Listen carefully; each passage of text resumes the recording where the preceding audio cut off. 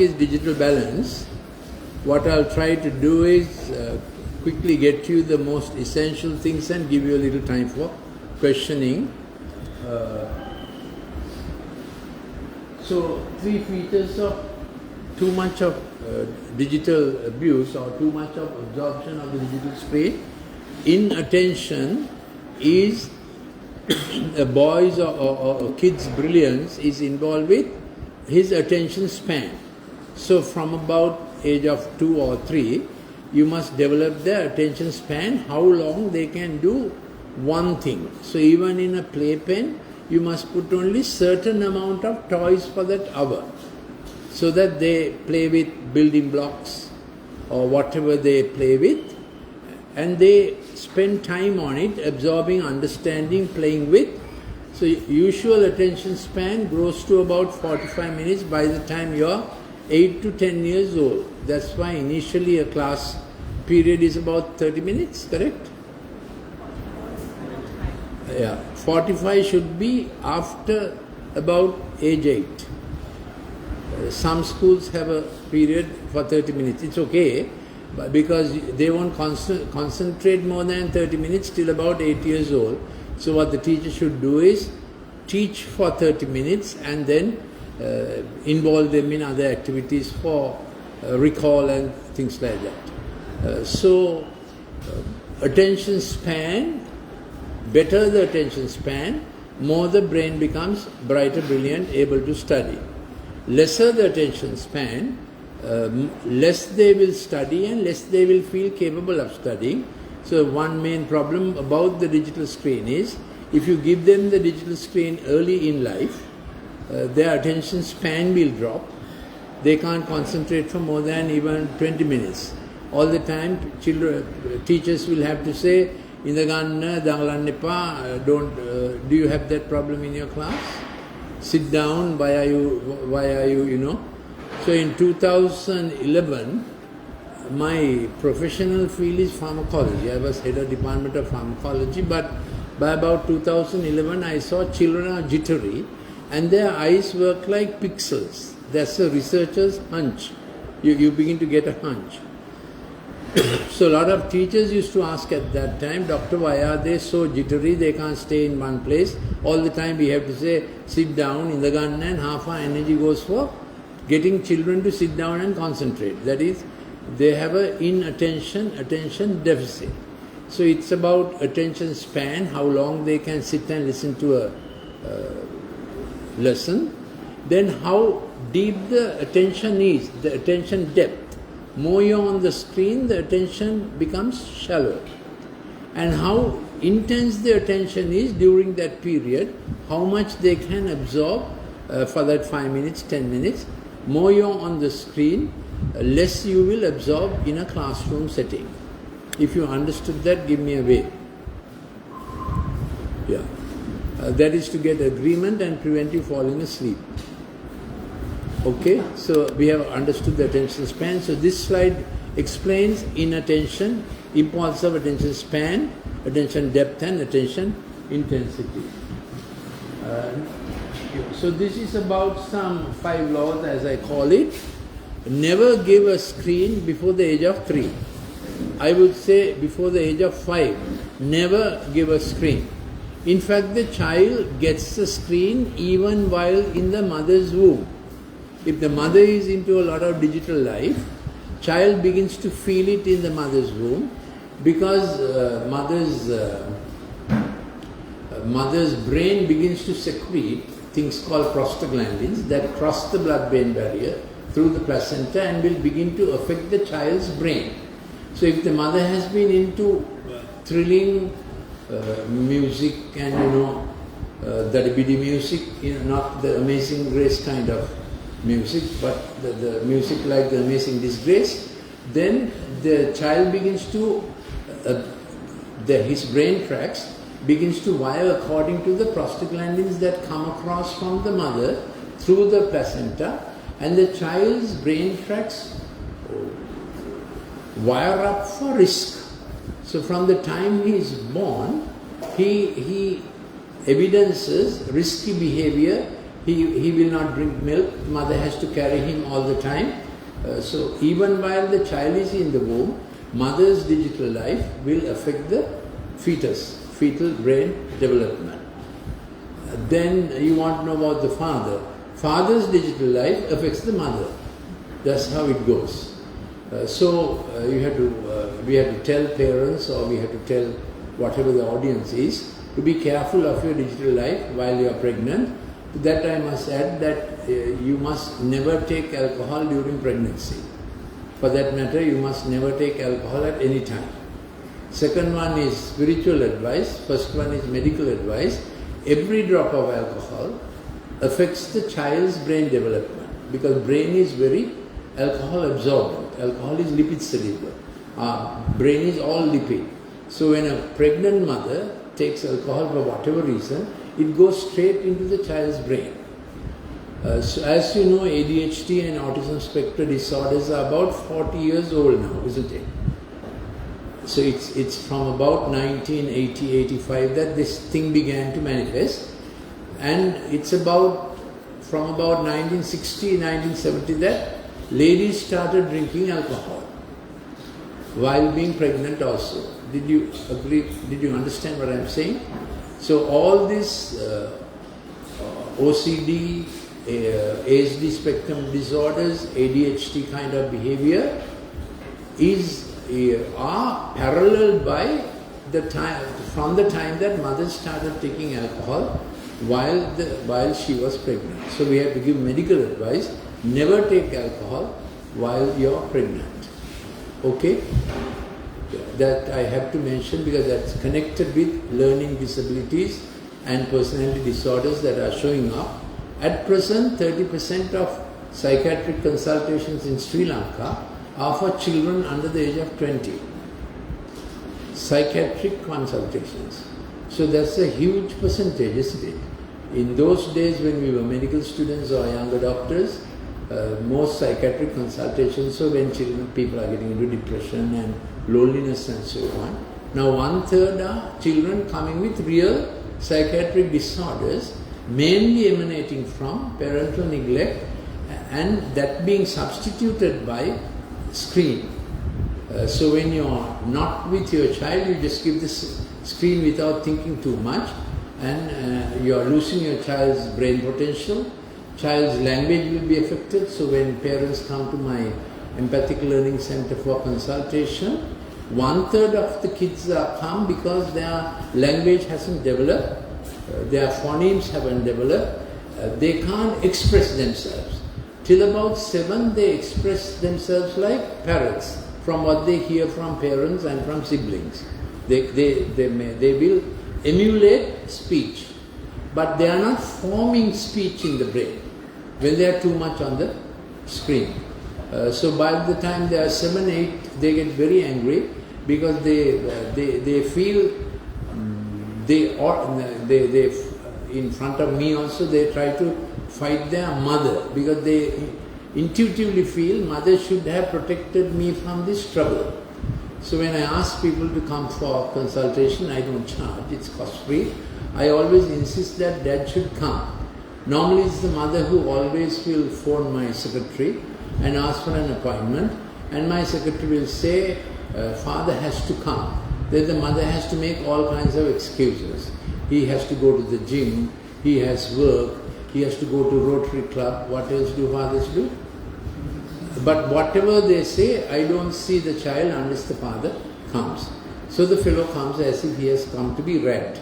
So father sits like this, child in the middle, and mother sits like this. So I ask the father, usually my first question is, what's your child's favorite subject?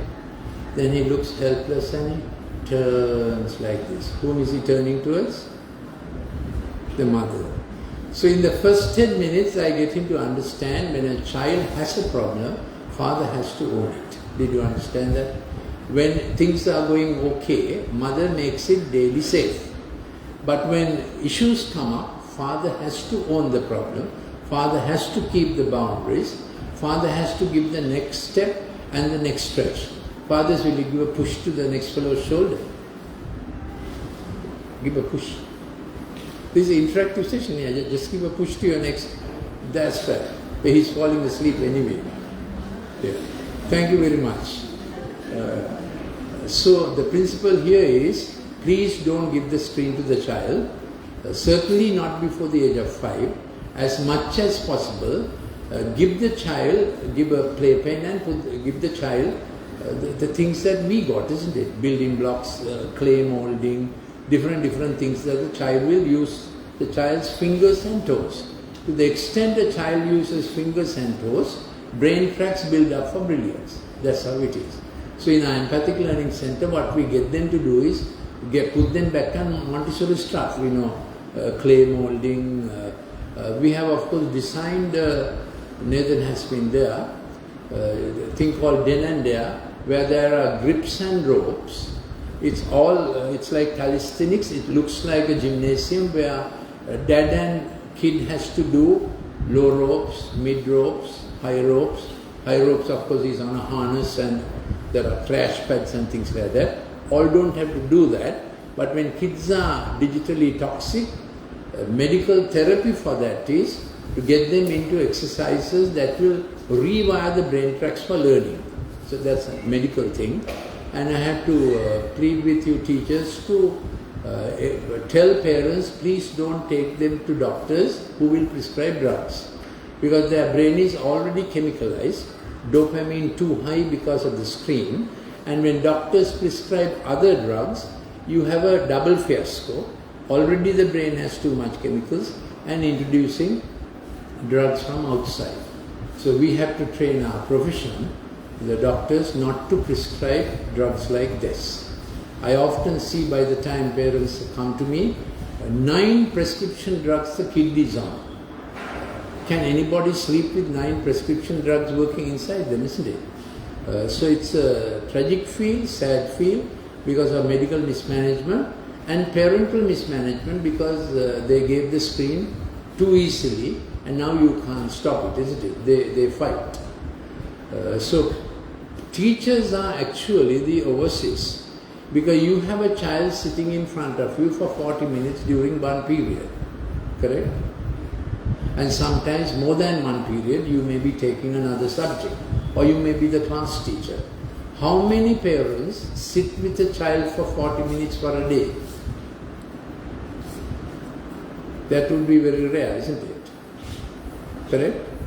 So teachers see a child close at hand, more studyingly, more observingly. So I have to make a plea saying you have to stand in the gap and begin to see children who are already showing signs of difficulty because of screen abuse. Okay? Can we have a vote on that? Yeah. All right. So, never give smartphones under the age of 5, I would say. No screen during feed time. Now, though I am telling this to you, will you get a chance to tell these things? What I normally tell a school is at least 3 parents to be proficient in the subject so that you can do this seminar without me. Get the idea? So each school does this seminar every year, so to say. So we must do this for parents and older kids also. That's the idea. Do you have A-level also? You have A-level also. So we need to do another seminar for parents and older kids. But you are the first defense line to keep children from getting digitized or to help them out of digital toxicity, because you see children close at hand and the problem comes on your plate. Now you can't say they started it at home, but it comes on your plate anyway. So we are looking for a teacher generation who will be understanding, who will be kind, sympathetic, isn't it? So please rise up to the occasion, because doctors can't help much, because they will see, they can help by not prescribing drugs some more. Yeah. So no screen time during feeding. Feeding time is the time the brain wires most. All the neurochemical transmitters work brilliantly during feed time. GABA is for empathy, oxytocin is for communication, then serotonin for happiness. So screen time is the best time to teach children and interaction, and feed time is the best time to ask your husband for the sari you want. Did husbands understand that? But he is most open during the feeding time, just like any other kid. We have to do something for your sense of humor. You are supposed to smile and look at me kindly and yeah, okay. Thirdly, no cartoons or digital games after 6 p.m.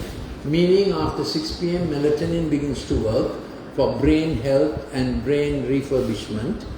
Melatonin is produced by a little gland in the brain called pineal gland. And so when melatonin has worked properly, you have dreams working properly. Initially you see bad dreams, like President Trump bombing Iran. Then as you move on, later you wake up with a good dream. If you are waking up with a bad dream, that means your melatonin has not done the work. So there are a lot of kids who wake up in the morning and they say school is stupid, textbook is stupid, teachers are stupid, refusing to go to school because since 6 p.m. the day before, they have been on the screen too much. So you have to somehow plead, since you are parents also, plead with your kids not to abuse the screen after 6 p.m. Keep it only for study because there is so much of online studying going on. But you have to insist whatever they study on screen, they have to write with pen and paper. If not, they will not remember. Let me repeat myself.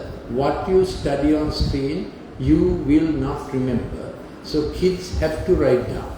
Same for your kids, your own kids as well as kids in class. Okay? You will remember what you write down. So they have to write down even their notes. Studying off the screen is not enough. No cartoons or digital games after 6 p.m. So please plead with them and don't allow them to take the digital gadget into their bedroom. Somehow you have to prevent it. You can't fight with this generation because they are ready for a fight. You have to plead with them. Yeah. Take a break after 25 minutes of screen. That is, while kids are online, you can do things to prevent the digitization of the brain tracts or neurons. So rub your feet on Lanupadura or something, chew some Peragadia, all those things prevent the digitization that goes on during online studies. And teach them not to look at the screen as much as possible unless a graphic is there, because you can listen to a study without looking at the screen. Did you understand that? So teach them all that. Yeah, and don't use other LED lights in the house where kids are studying, because LED lights emanate the blue frequency just like the LED screen, and the blue frequency works against melatonin. So a home 4K screen, 8K screen will all disturb the study patterns of children. Did you understand that? Yeah. That adds up to the multiple digital screen effect and somehow prevent them from using multiple digital gadgets where they won't remember anything they have studied. Other thing is, they will often say when we listen to music, we can stay in one place. Yes, but if you listen to music simultaneously while studying, they will not remember what they studied. Music stimulates the temporal lobe, and our studying is done by the prefrontal cortex. So music works against studying when you do the two simultaneously. But if they want to play a musical instrument and sing those old rhythms which go 1, 2, 3, 4, 1, 2, 3, 4, that will help music acts as a language when you are doing classical hymns and you are playing the instrument yourself. But music off earphones and off the screen is a terrible effect on studies. Will you give a vote on that? Now don't go home and fight with your kid, change the culture. So they must not have earphones on their ears while they are studying. Now what happens is they say they are listening to the online class, but they are doing a whole lot of other things at the same time, correct? So you have to plead with them. If you are multitasking, listening to music, you will not remember what you studied. That's a fact. Yeah. Keep attention span for 45 minutes. Do not multitask with social media during this time. Then 4 pages of handwriting in 2 languages will keep brain bright for any age, and you won't get Alzheimer's either. 4 pages of A4 handwriting in 2 languages. Whichever the 2 languages, you all should do that. So what do you write on 4 A4 pages daily? You can write your scripture meditations, write a love letter to your wife, what else? Whatever else, what am I saying? Keep handwriting as a practice, don't give up on it. Now this is how we spend our hour. Every hour we spend, as this is how God has designed. This looks terribly unfair, some are teaching, some are eating. It's okay. The world is full of injustice, so it's okay.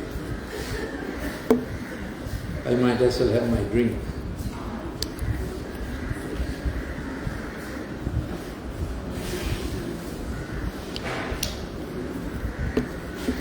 So this is how we take aim and work for 40-45 minutes. That's called salience, done by dopamine, work to a focus. Then we let off if we just allow ourselves. That's why a school period is only 40 to 45 minutes. When you let off, there's a check back. Check back is done by serotonin. Did I do it well? How can I do it better? How can I improve? So that improvement language is a curricular practice. For studies you want to improve. It becomes a character habit also. You check back and see, you will automatically do it. That's how God has designed our head. Now I am using God freely because it is a Christian institution. So if I am in a secular place, I'll drop out that part and just speak the science. But the truth is that this is how we spend our hour. When a kid is on the digital screen beyond 45 minutes, dopamine doesn't come down. Besides that, physiological DA1 receptor moves to addictive DA2 receptor, which is called electronic cocaine. Because the pixel screen's effect on the brain is like cocaine. They want to do the same thing again and again. Therefore, they don't have check-back time during their hours. Then what happens is, whatever I do is right. Can you see how that personality has changed? And they insist on what they want, then and there. So there's Proverbs chapter 30, there's a description of a generation that pitches their eyes too high, lofty, and their words are very nasty, and they demand what they want immediately. That is digitized personality. Did you understand that? So don't let them go there. Do your best to keep them, so that they study from hour to hour. So when they have studied according to this default mode network of thought, serotonin kicks in and tells them, let's study that better, let's go through it again. It automatically goes on in the brain. So a good study 1 hour is forward propulsion for the next hour. You will want to do well in the next hour also. But 1 hour of digital games and multitasking and getting dopamine high, you go to the next hour with that same thrill-seeking, impulsive behavior of dyspathy. We don't want our children to go there. With 2 more graphics, I'll give you a time for questions. Now, these are the 2 tracks on which we operate. The first track is called top-down regulation. That's how we think and do. Starting from here, you initiate, navigate, successful in conclusion, good reward. who says good reward? You yourself feel that you did that job well.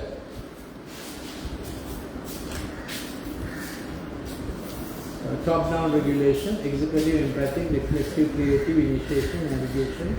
In conclusion, that's a decision-making process. When kids are on the digital screen, they move to a place called amygdala, hippocampus and hypothalamus at the bottom of the brain. So it's called bottom-up regulation, which kicks in if you start slipping on a banana skin. You don't think, isn't it? You quickly adjust yourself. So kids on the screen all the time, they are also not thinking. The last hour's digital activity propels them into different things in the next hour. Did you understand that? So to get them back onto thinking and doing needs therapy but not drugs. So that's what I have written about empathic learning therapy, so that they get out of that bottom-up behavior. What is the bottom-up behavior? Dispathy, impulsive, repetitive, reflexive, reactive, thrill-seeking behavior. If it gets worse, they will want to cut themselves and do, dangerous things, and then they isolate themselves more and more, form into a close group. I have called it the close group syndrome, and they get a still face. They don't respond to anything else. They will give a slight smile. So there was a school in which 4 kids committed suicide, going to the top highest place and jumping. The parents brought the 5th one in the group to see me, because those parents somehow kept touch with the child. She goes to school, comes back, shuts the door, and then by about 6 p.m. she will say, take me to some cafe to eat. Otherwise she doesn't come out. She's all the time on that digital music and digital stuff with that group of 6. So they somehow kept touch with her, and after 4 of her friends had done that, came to see me, and she was very strong, very confident, very slight smile. Somehow, very patiently, I showed her the science and drew up things, and she began to open up and got her out of that closed space syndrome, and their face becomes very still. They don't let out anything. And those kids even had a bit of a party among themselves before they went and did the jump.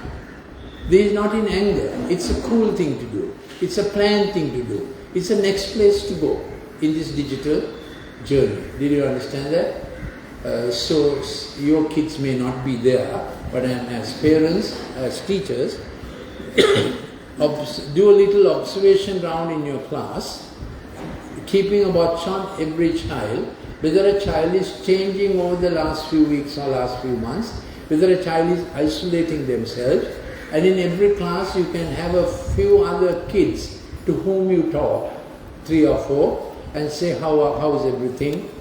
In your class is about 30 or less? 30. Less, yeah. 10, 15? Yeah. So what you can do is choose about 3 more sensible kids, speak to them and say, and divide the children amongst those 3. You know what I mean by divide? 3 groups, and say, how are your friends this week? Are they okay? Is there a problem that you see? So interact with students who are interacting with their peers, so that you can keep a good, close, shepherdly watch on the children in the class, because parents may not be knowing this, and dangerous things can happen. This is our then and there, what we get kids to do. These are unchilla-like things. They move from one to the other. Whole course takes about 40-45 minutes. Parents can come and do that with kids. We don't charge for this because I started it as a research project and it still goes on like that. This is my last slide. Before that, I think we can ask some questions.